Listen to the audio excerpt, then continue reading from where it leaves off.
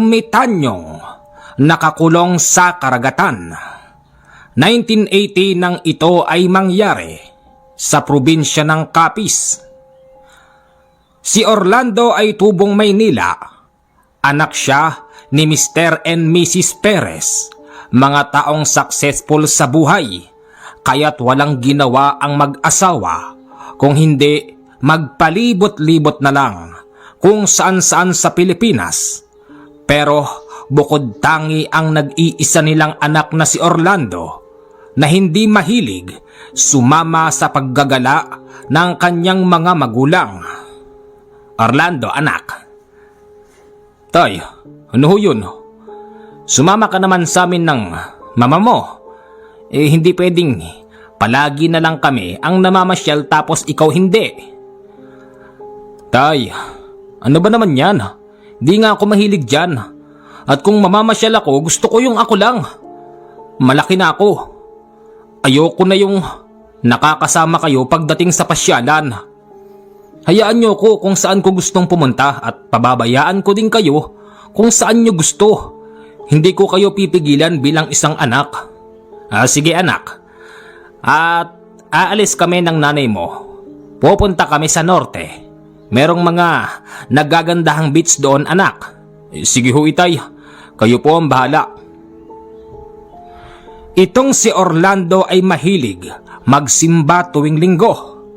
Minsan pa nga, kapag merong mga aktibidad sa simbahan, lagi siyang present.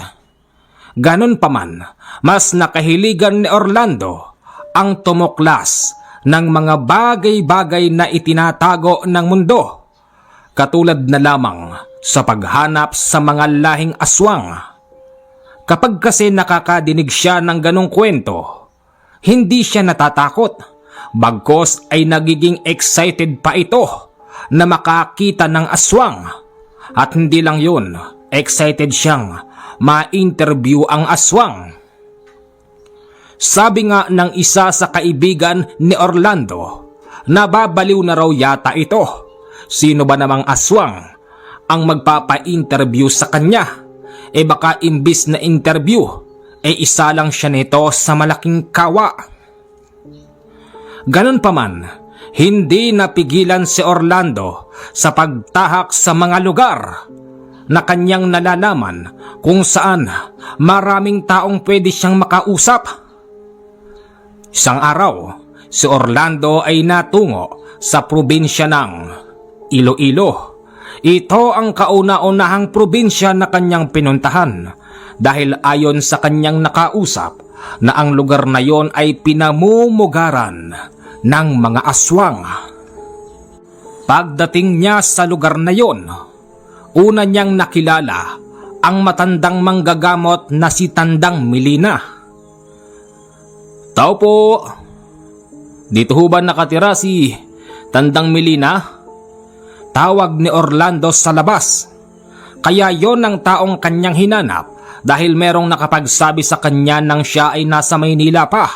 Puntahan daw niya si Tandang Melina at nang sa ganun, marami siyang mapulot na mga kwento. Anong kailangan mo? Magandang hapon sa'yo. Magandang hapon din po. Kayo ho ba si Tandang Melina? Ako nga. Halika, pumasok ka. Walang takot si Orlando na pinasok ang loob ng bahay ng matanda. Wala siyang pakialam kung aswang o albularyo ba ang naninirahan doon. Sa kabutihang palad, isang tunay na albularyo si Tandang Melina sa probinsya ng Iloilo at kilala ito sa kanilang bayan.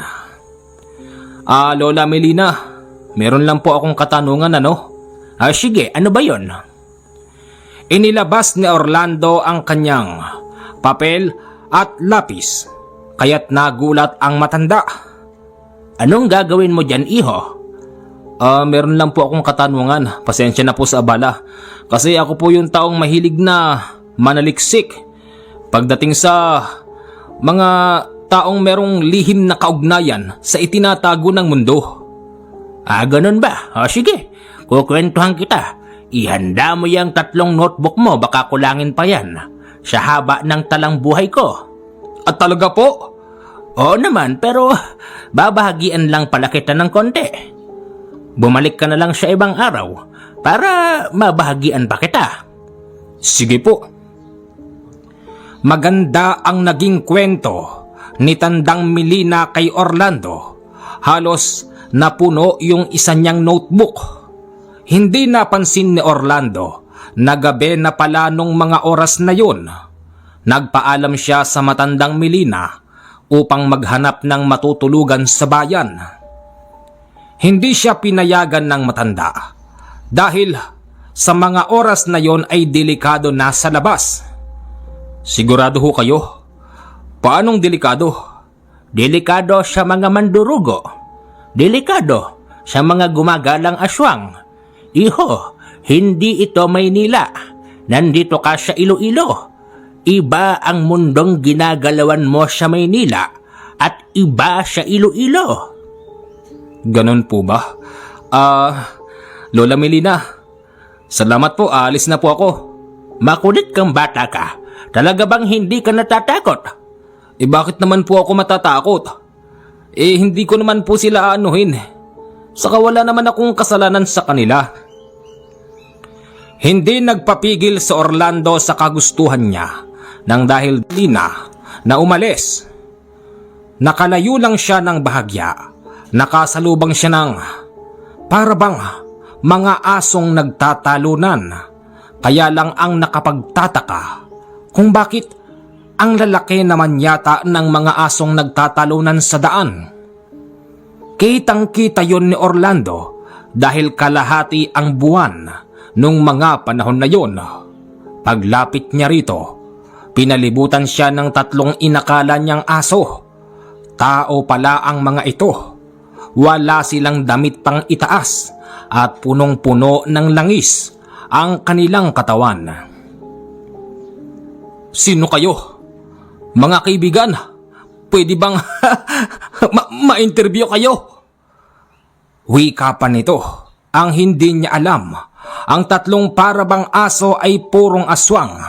Nagtinginan pa ang mga ito at nagsalita sa sarili nilang wika.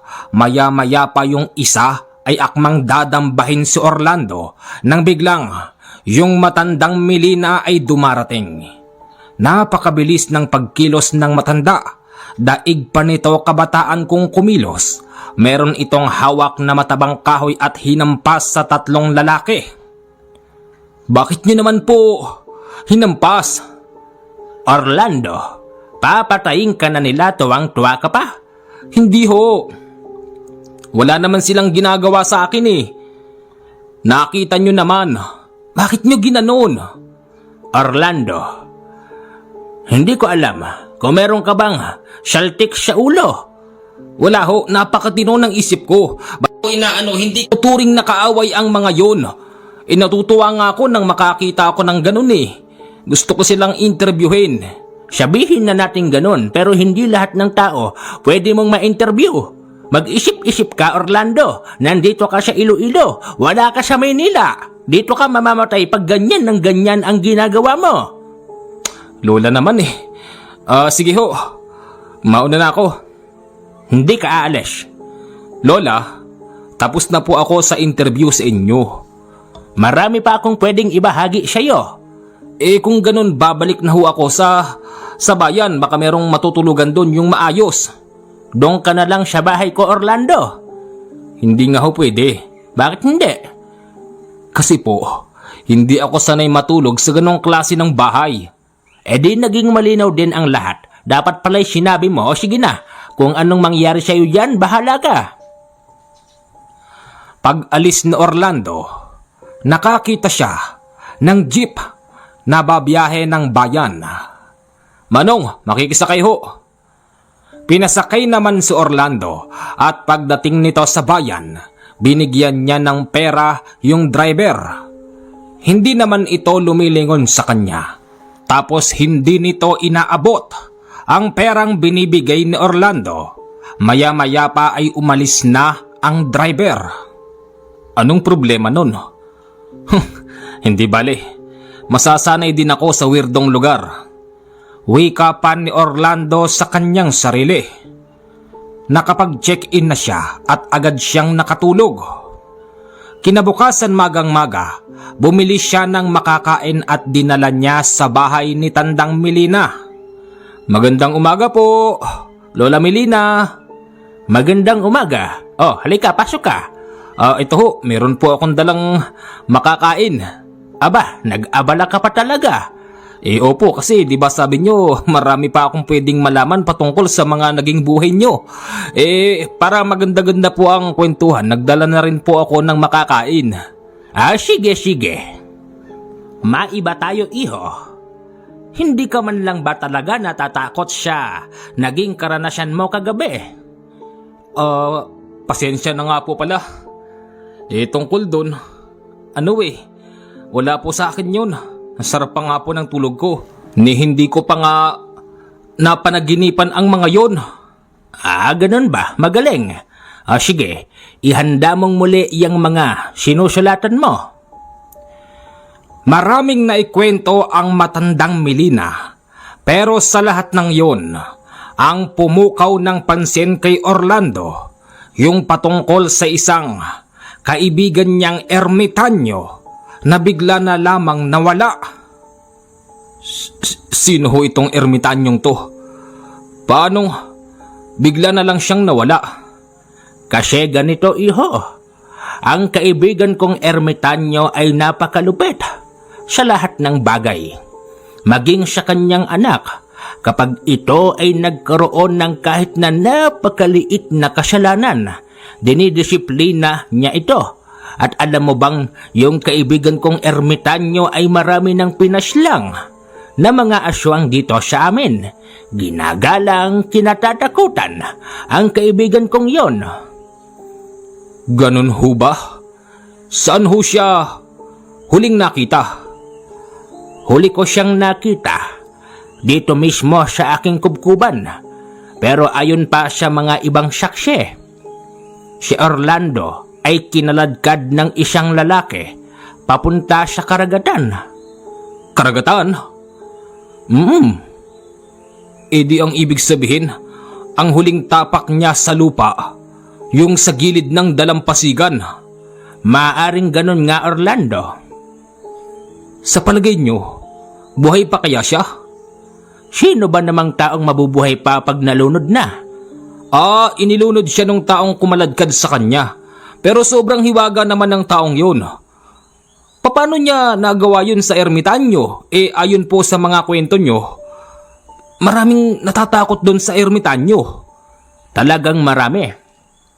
Alam mo ba, Orlando, maging ako ay nahihiwagaan sa taong nakagawa nun sa kanya.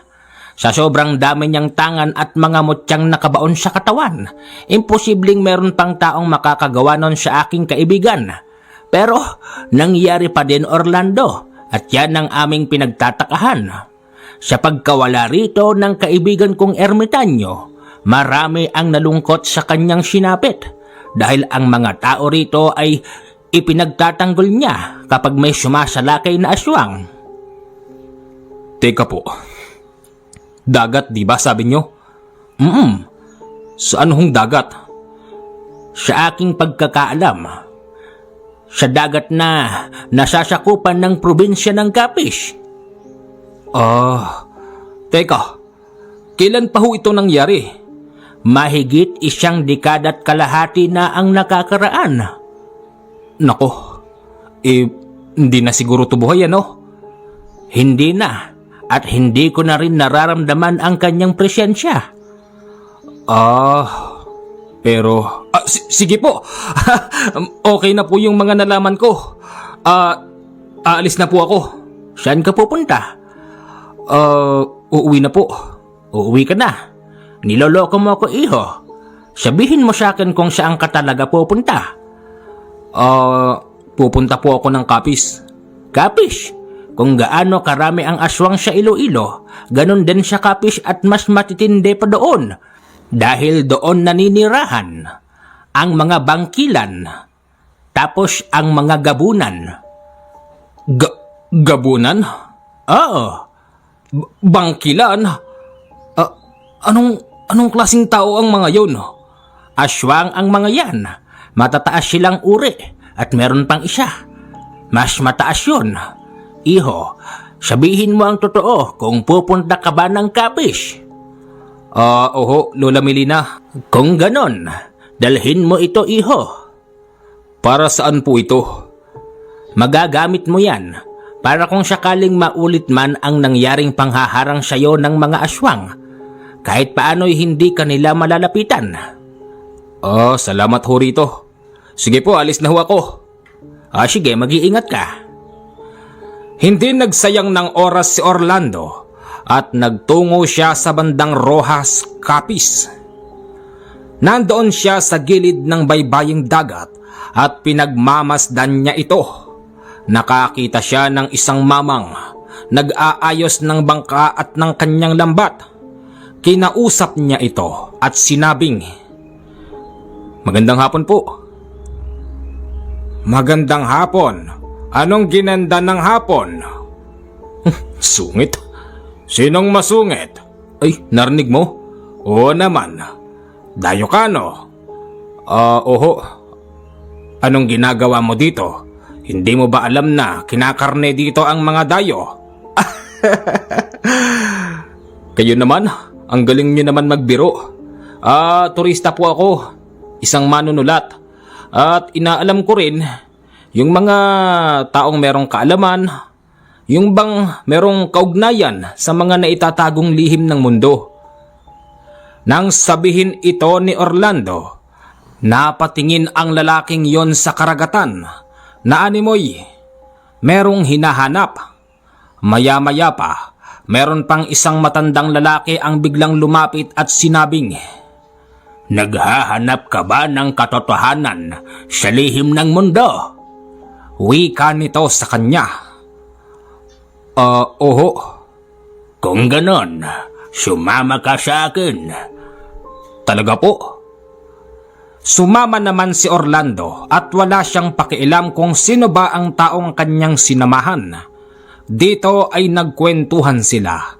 Napakaraming klase ng kababalaghan ang naibahagi sa kanya ng mamang yun. Ganun pa man, hindi siya masyadong naging interesado sa mga kwentong yun. Kahit nasabihing kwentong gabunan, bangkilan o kung ano-ano pa. Hindi yun yung nakapagbigay sa kanya ng atensyon.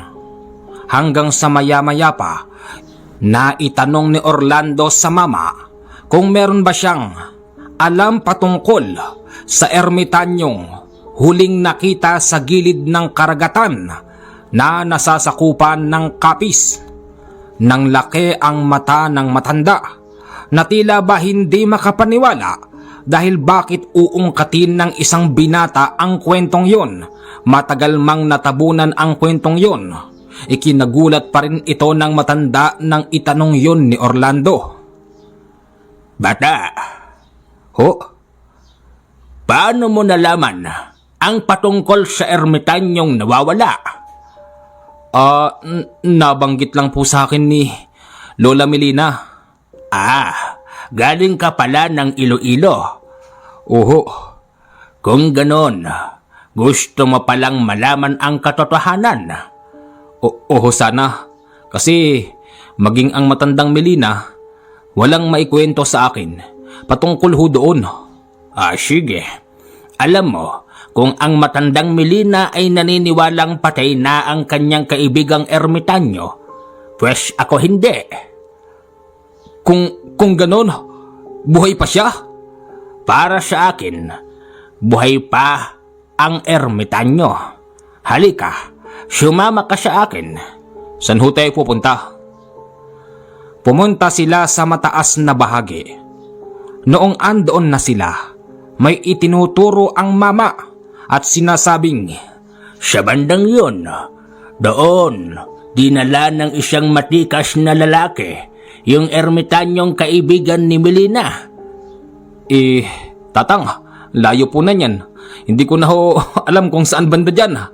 Basta diretsuhin mo lang to ang silanganan at kapag nakita mo yung isang tipak na bato na halos kasing taas lang ng bahay ang nakalitaw sa tubig, yun ang palatandaan. Ganon? Manong, meron ho ba kayong bangka? Bakit? Anong gagawin mo? Gusto ko ho sanang puntahan yun. Ay hala Diyos por santo. Ano bang pumapasok sa isip mo ha, bata? Kasi gusto ko hong malaman ang katotohanan. Parang awa mo na. Saka diba sabi nyo, buhay pa yung tao. Yun din ang pagkakaalam ko dahil halos gabi-gabi na lang ay naririnig ko ang pagtawag ng ermitanyo. Sige na ho. Magbabayad ako kahit magkano. Ipinapangako ko po sa inyo yan. Sige, pero mag-iingat ka, bata. Opo, salamat po. Yun ding oras na yon ay nakahiram ng bangka si Orlando. Nagtungo siya sa itinuturo ng matanda. Nung una ay hindi niya matuntun yun dahil yung batong sinasabi ay halos nakalubog na pala sa tubig. Napansin lang yon ni Orlando nang mapadaan siya roon at sumayad ang kanyang bangka. Teka, bato to ah? Wika ni Orlando at napahinto siya. Tumungtong siya roon, tapos inikot-ikutan niya yung bato. Malawak pala ang nasasakupan nun. Hindi kaya heto na yung batong sinasabi ng matanda? Dahil sa katagalan at sa pagbabago ng panahon, natabunan na ng tubig pero gabi ngayon. Hindi kaya dahil lang sa high tide? Maya-maya pa, may humampas na malakas na alon, kaya't yung bangka ni Orlando ay nawarak. Tapos si Orlando ay dire-diretsyong napailalim. Hinatak siya ng napakalakas na puwersa papailalim sa karagatan. Nang dahil sa mahina sa tubig si Orlando, nakainom ito ng tubig at nawalan ng malay. Makalipas ang 3 oras, ganito na ang naging sitwasyon ni Orlando. Nandoon siya sa isang kuweba sa ilalim ng dagat, tapos nakakadinig siya na may nagsasalita.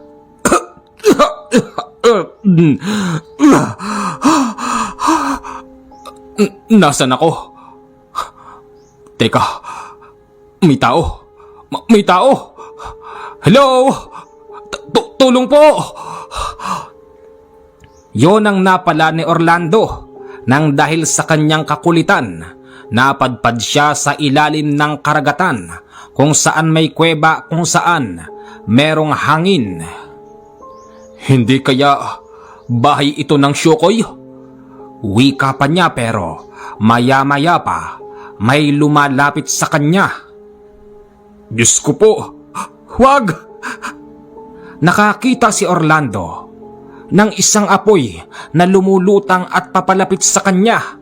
Hindi niya namalayan na hindi lang pala ito basta apoy o hindi ito lumulutang, dahil ito pala ay tangan-tangan ng isang matandang napakahaba ang buhok, mahaba din ang balbas. Sino ka? Paano kang napadpad dito? Wika nun sa kanya. Kayo sino? Ikaw ang tinatanong ko. Paano kang napadpad dito? Imposibleng mapunta ka dito nang hindi ko nakikita. Orlando. Lolo, ito ba'y isang kuweba na nakapailalim sa ilalim ng dagat tapos merong hangin para sa tao? Oo, tama ka. At kung hindi ako nagkakamali, yung iyong sinasakyan bumangga dito sa kuwebang to habang nakalubog ito sa tubig. Ganon nga po. Sabi ko na nga ba. Kaya pala'y narinig ko kanina lang na parang may bumangga dito sa aking bahay. Bahay? Bahay niyo to? Oo, ito na ang itinuturing kong bahay. Mahigit 1 dekada na akong naninirahan dito. At kahit na anong gawin ko, hindi ako makaalis sa karagatan. Kung ganon, kayo yung sinasabi ni Tandang Melina na kaibigan niya, yung mahigit 1 dekada nang nawawala. Ano? Kilala mo si Melina na taga Iloilo? Oo. Teka, nasaan ang mga gamit ko? Nako. Hindi makita ni Orlando ang kanyang mga gamit dahil kasama itong nahulog sa ilalim ng tubig, pero hindi ito kasama sa nahigop ng malakas na puwersa papunta sa kuweba. Anong pagpapatunay na ikaw ay nanggaling kay Melina?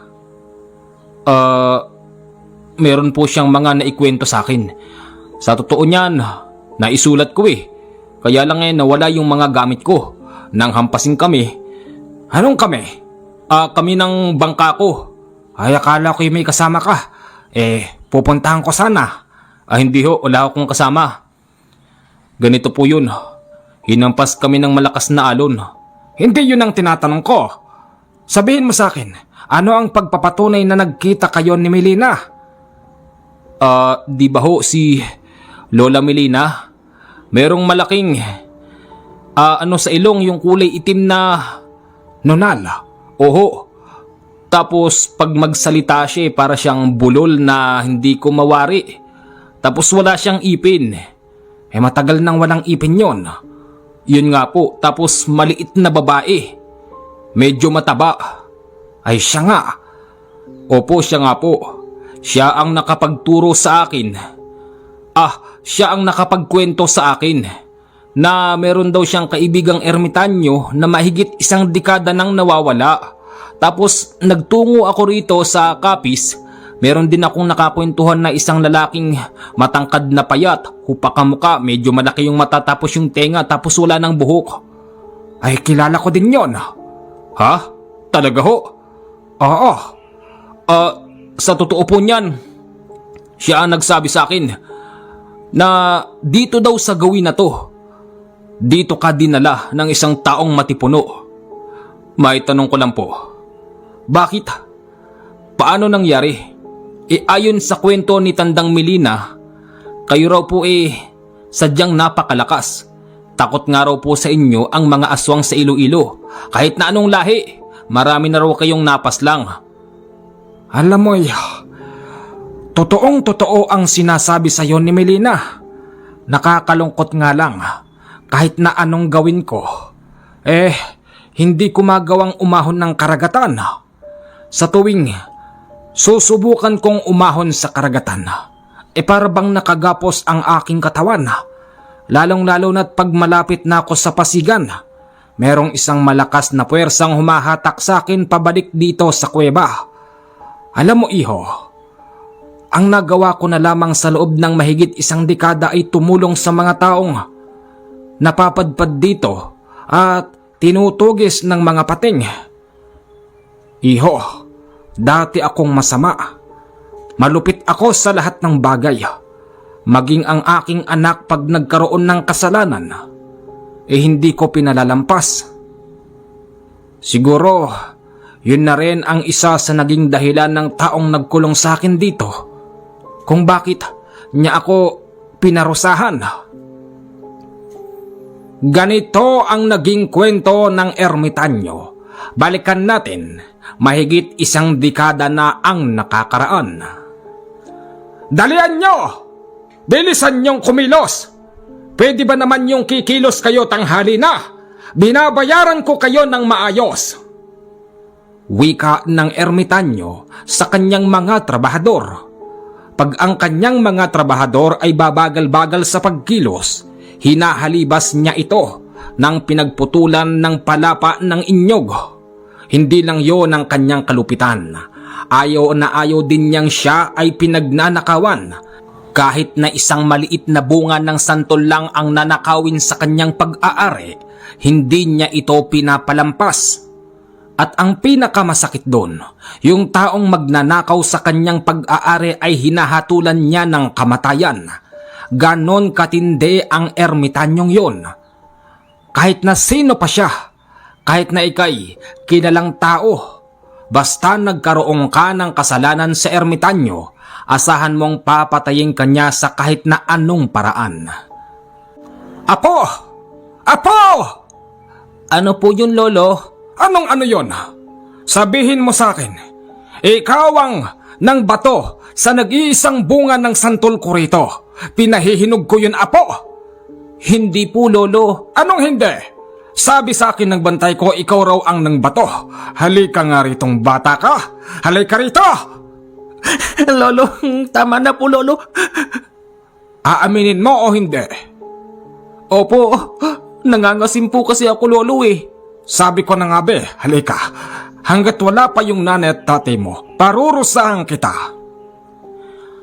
Ang batang pinarusahan niya ay sarili niyang apo. Ikinulong niya ito sa kulungan ng aso habang hinahampas ng palapa ng niyog. Hindi lang yun ang kalupitan ng matanda. Mas matindi ito pagdating sa kayamanan. Ayaw na ayaw niyang siya ay ginugulangan, lalong-lalo na ng mga taong kanyang pinagkakatiwalaan. Nung minsan, yung isa sa taong kanyang pinagkatiwalaan na nagbiyahe ng kanyang mga ari-arian sa kabilang bayan upang makipagkalakal, tinraidor siya nito at binawasan ng kaunti yung pera, at kaya lang naman yon nagawa ng isa niyang tauhan dahil ang kanyang anak ay merong malubhang karamdaman na hindi na kayang pagalingin pa ng mga albularyo at kailangan itong isugod sa ospital. Nang malaman ito ng matandang ermitanyo, ipinatawag niya ang kanyang tauhang taksil. Maniwala kayo o hindi, kulang na lang patayin niya ang kanyang tao sa pamamagitan ng paghampas ng palapa ng niyog. Kung hindi nga siya napigil pa ng iba niyang mga kakilala, tiyak na mamamatay ang taong yon. Heto pa, nang dahil sa marami na ring nagalit sa matandang yon, may nagtangka sa kanyang buhay na sarili niyang mga tauhan. 3 lalaki ang merong hawak na baril. Pinagbabaril ang ermitanyo habang ito'y humihigop ng kape sa kalagitnaan ng gabi. Nakaligtas ang ermitanyo nang dahil na rin sa dami nitong gabay na humarang sa 3 lalaki na namaril sa kanya. At nalaman ng ermitanyo na yung 3 yon ay kanyang mga tauhan. Wala itong awa na kinaladkad ang 3 papunta sa kanyang kagubatan at dito'y ibinaon niya ng buhay. Ganon kasama ang matandang yon. Siguro nakarating na rin sa isang mataas na tao na kayang higitan ang kakayanan ng ermitanyo yung kanyang ginagawa. Nang dahil doon lumipas ang 3 linggo, nagpakita na ang taong kumaladkad sa kanya at nagkulong sa kanya sa kagubatan.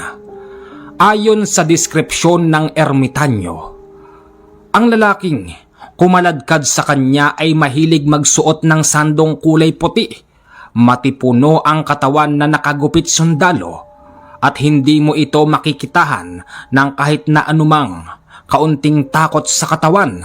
Sa sobrang lakas ng taong kumaladkad sa ermitanyo, nagawa nitong tanggalin ang mga mutyang nakabaon sa katawan ng ermitanyo nang dahil dito nawalan siya ng kakayanan at yung kanyang mga medalyon ay ipinaanod lang sa dagat kung saan siya nakakulong. Ganon? Ganon kalakas ang taong yon? Ganon na nga.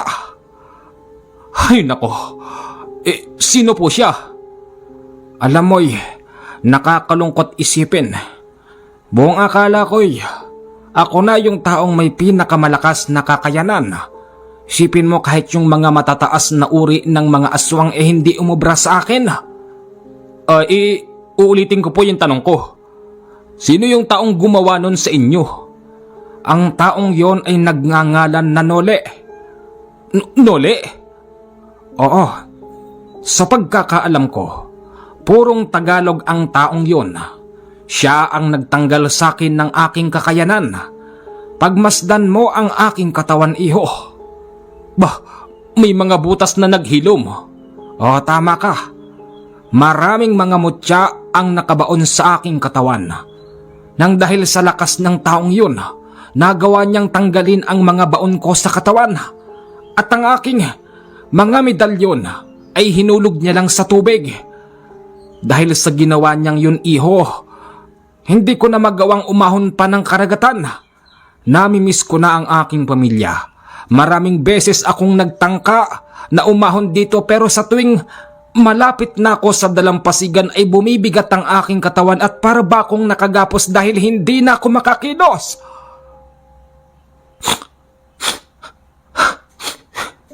Balasubas pala'y taong yun eh. Hindi, iho. Huwag mong sabihing balasubas ang taong yun. Sa aking palagay, ang taong yun kaya ipinadala dito para parusahan ang katulad ko. Kagaya ng sinabi ko sa iyo, Orlando, sagad ako ng kasamaan. Wala akong sinisino at pinapatay ko kahit sino ka pa. Pag nagkaroon ka sa akin ng kasalanan, ganon ang ugali ko, Orlando. Pero kahit na, paano niya nagawa yun? Sa tuwing tinatangka niyong umahon sa karagatan, nagiging mabigat yung katawan niyo. Parang may nakagapos sa inyo. Sino ba taong yun? May sa demonyo yung ganong klase ng tao. Hindi, Orlando. Ang isang pagpapatunay na ang taong yon ay merong mataas na kakayanan. Yung inaakala kong ako lang ang may pinakamataas na kakayanan pero nagkamali pala ako dahil meron pa palang mas malakas sa akin. Pero alam mo isa lang ang pinaniniwalaan ko, Orlando. Hindi mangyayari yun at hindi niya ako kayang ganituhin kung walang tumulong sa kanya. Kasi habang binubunot niya ang mga mutya sa aking katawan ay may nakikita akong para bang maliwanag na matandang lalaking nakadikit sa kanya. Nakadikit sa kanya? Oo, Orlando. Hindi ko alam kung anghel ba yun o gabay niya o kung sino. Hindi maliwanag sa aking paningin. Yung nakikita kong maliwanag na tao. Alam mo ba nang magpakita yun? Pakiramdam ko mas lalong napadiin ang katawang ko sa lupa. Kaya't hindi ako nakagalaw. Nang dahil doon nagawa niyang tanggalin ang lahat ng mutya sa aking katawan. Kinaladkad ako ng taong yun at idinala niya ako rito sa ilalim ng kuweba. Nagulat na lamang ako, Orlando. Dahil nagising ako nandito na lang ako sa ilalim ng kuweba. Sa pagkakatanda ko'y kami nasa gitna ng karagatan. Tapos sabi pa niya sa akin, Orlando, dito raw ako mananatili ng mahabang panahon hanggat hindi ako nagbabago. Ang magiging silbi ko rito habang nakakulong ako sa kuweba at sa karagatan, magiging gabay ako ng mga taong naliligaw, yung mga taong tinatangkang kuhanin ng dagat. Sa paglipas ng panahon, ganun nga ang naging trabaho ko, Orlando. Hindi ko na mabilang pa sa aking mga daliri kung ilang tao na ba ang nailigtas ko dito. Alam mo, Orlando, kahit na ganito ang sinapit ko sa buhay, nananalangin pa rin ako na sana'y isang araw payagan ako ng Ama na makaahon sa dalampasigan dahil miss na miss ko na ang mga mahal ko sa buhay. Maitanong ko lang din po, ang tagal nyo na rito, no? Kung ganoon, hindi na ho kayo nakakakain pa ng kanin. Nakakakain pa rin ako, Orlando. Alam mo bang yung mga taong naililigtas ko rito iniiwanan ako ng pagkain? Marami ding mga taong nagpupumilit na isama ako sa dalampasigan. Pero sinasabi ko sa kanila ang katotohanan, ganun pa may hindi sila naniniwala sa akin, Orlando. Pero alam ko sa sarili ko, Orlando, na talagang hindi pa maaaring tumapak ang aking mga paa sa lupa. Hindi ko rin malaman kung ano bang ginawa ng taong yun, kung bakit ganun ang nangyayari sa tuwing aahon ako ng karagatan. Paano po kayo nakakainom? Sa tagal ko na rito, Orlando, naranasan ko na rin makibagay sa mga naninirahan sa kagubatan. Kung hindi mo lang naitatanong, maraming syokoy dito sa gawing to. Pero nang dahil sa matagal na ako rito, kaya ko nang intindihin ang kanilang mga usapan at kaya ko na ding makipagsabayan sa usapan nila gamit ang sarili nilang lengguwahe. Talaga ho? Oo, Orlando. Orlando, sana'y sa pagkikita nating ito, hindi ito makarating kung saan. Sana'y dalawin mo ang aking mahal sa buhay. Silipin mo sila Tapos bumalik ka rito, sabihin mo sa akin kung kumpleto pa ba sila, kung naaalala pa ba nila ako. Orlando, sa pamamagitan na yon, magiging masaya na ako dahil naniniwala ako, Orlando, na magtatagal pa ako sa loob ng kuweba at sa loob ng karagatan.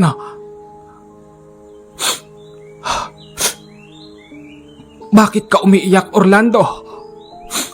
Alam nyo, napakahiwaga ng kwento nyo eh.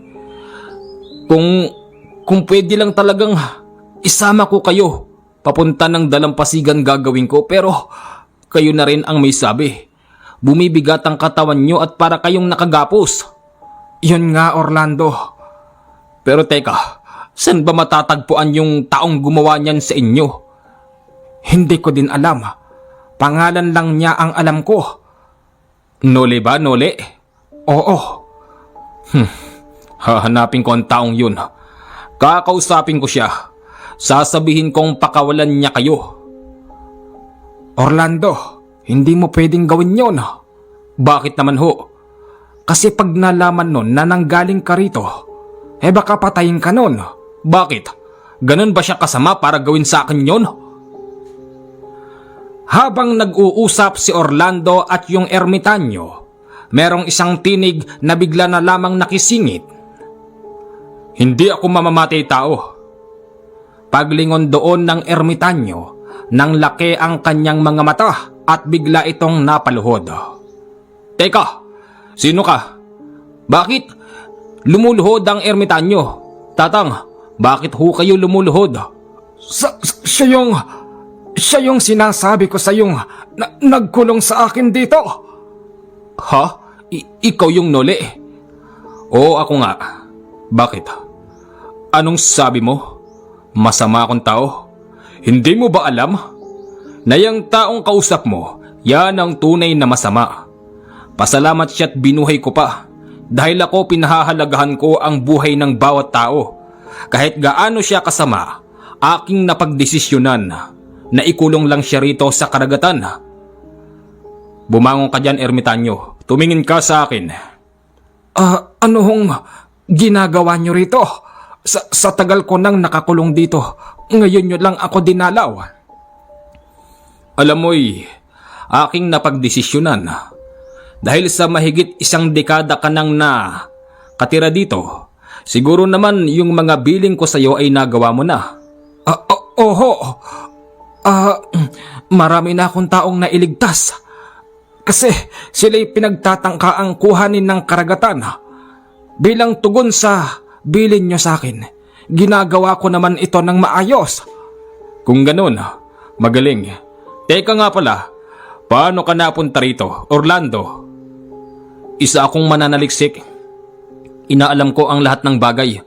Kaya po ako napunta rito, Nole. Kasi may nakapagkwento sa akin at aksidente namang nabangga ko yung pinakatuktok ng kuwebang to. Nawarak nga yung bangka ko. Kaya ako napasok dito. Ganun ba? O sige, ermitanyo. Sabi sa akin ng aking maestro, nakikita niya yung galaw mo rito. Pinapunta niya ako rito para sabihin sa iyong pakakawalan ka na namin. Talaga? Oo, pakakawalan ka na namin. Dahil alam naming nagbago ka na. Maraming salamat. Nag-akapan pa silang tatlo. Laking pasasalamat din ni Orlando na natagpuan niya ang lugar na yun. Nang dahil doon, isa ito sa mga naisulat niya sa kanyang aklat. At ito ngayon ang kwento natin sa araw na ito. Mga kababayan, update lang. Tuluyan nang nakalabas doon ang ermitanyo dahil pinalaya na siya ni Kanole na siyang nagkulong sa kanya noong araw. Bumalik na sa magandang buhay ang ermitanyo at makalipas ang 10 taon, namatay na rin ang ermitanyong matagal na nakulong sa loob ng karagatan. Mga kababayan, hanggang dito na lamang ang ating kwento at maraming salamat po sa mga makikinig sa kwento na ito.